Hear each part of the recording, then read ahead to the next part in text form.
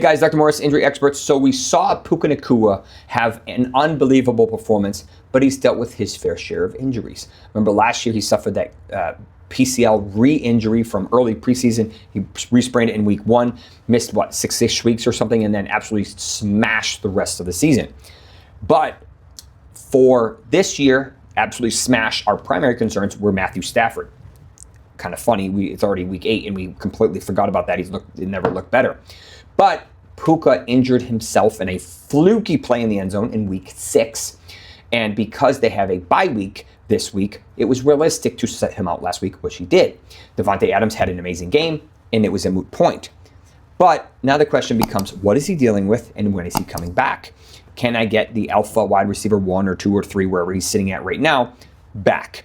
So realistically, he could be potentially returning in week 9. And the question is, what is he dealing with, and is he going to be healthy and safe to return? Now, it wasn't super clear, but from what I can tell, his foot and ankle came across and actually came like this. Now, what this tells me is that this is likely an injury to the medial aspect or the inner aspect of the ankle. Now, the most common location for an ankle sprain is laterally, but traditionally these don't happen like he did that, but the medial or deltoid ligament complex is really strong. Now, this wasn't a classic mechanism for a high ankle sprain. He was mid-air, so it's very hard to do a high ankle sprain mid-air because usually you have to land on it or have someone land on it, something like that, but mid-air is very hard to do that.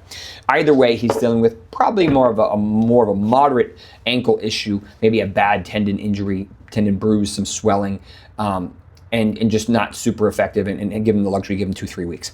So essentially, I think there's a 75 to 85% chance he returns after the bye. And if he's on the field, you are starting him, no questions. He's a dog. He will play through this. I think this just was the team being smart.